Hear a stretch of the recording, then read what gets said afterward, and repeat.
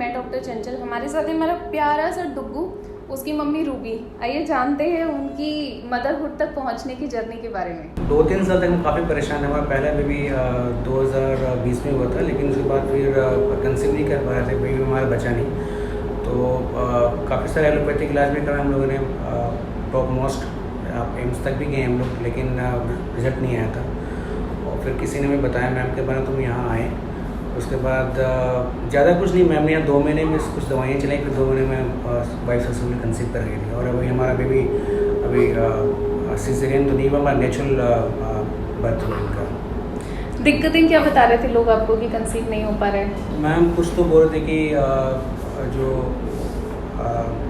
नली होती है, मैम एकदम मेन डॉक्टर पकड़ नहीं पाए, तो कुछ ये बोल रहे कि उनको ऑपरेशन करना पड़ेगा, कुछ ये बोल रहे कि नली में उनका जो होती है ट्यूब का वो ब्लॉक है, कुछ बोल रहे कि यूट्रस में कुछ हो गया, सूजन वगैरह हो गया।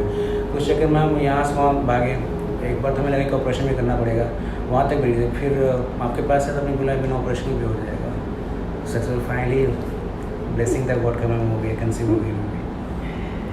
परेशान थे। कभी कभी अननोन इनफर्टिलिटी करके बहुत सारे लोग आते हैं जिसमें समझ ही नहीं पाते हैं कि दिक्कत क्या हो रही है। जब आप सही तरीके से इवेल्युएट करते हो, या बहुत बार जो लोग बोलते हैं कि हम हमेशा गर्भ के एनवायरनमेंट की बात करते हैं या अंडे की क्वालिटी की बात करते हैं और ये सब कुछ नहीं होता।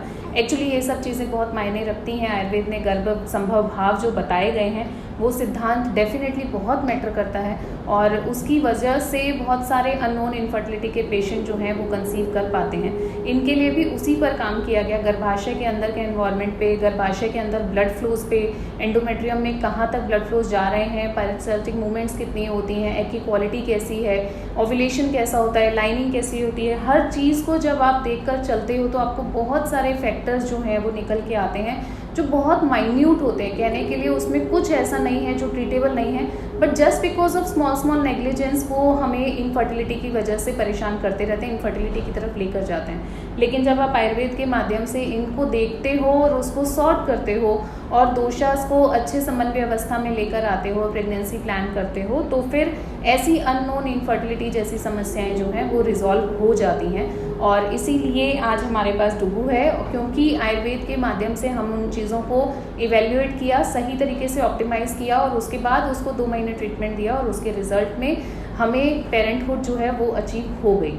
तो ऐसी समस्याएं हैं तो आप ऐसे निराश ना हो। लेप्रोस्कोपी बहुत बार रिकमेंड की जाती है कि उसमें पता चल जाएगा, लेकिन जस्ट एक सर्जरी इसलिए करवाना, एक ऑपरेटिव प्रोसीजर में इसलिए जाना क्योंकि आपको समझ नहीं आ रहा और अल्टीमेटली उसमें भी कुछ निकल कर नहीं आता है।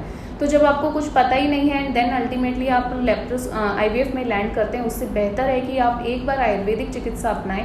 मुझे यकीन है कि आयुर्वेद के माध्यम से ज़्यादातर केसेस में ऐसी प्रॉब्लम्स पूरी तरह से रिसॉल्व हो जाती हैं और आपको बिना किसी सर्जरी के, बिना किसी IVF के नेचुरल तरीके से प्रेगनेंसीज भी अचीव हो जाती हैं। तो ऐसी समस्याएं हैं तो आयुर्वेद को अपनाएं। आप आशा आयुर्वेदा में कभी भी संपर्क कर सकते हैं। दिल्ली, मुंबई, लखनऊ, पुणे और हैदराबाद में हमारी ब्रांचेज हैं और आप हमें वहाँ मिल सकते हैं या हमारे एस्टीम डॉक्टर्स को मिल सकते हैं। ट्रस्ट कीजिए, आप निराश नहीं होंगे और तुरंत बड़े डिसीजंस पे जाने से पहले आप एक बार संपर्क करेंगे तो आपको सॉल्यूशंस जरूर मिलेंगे।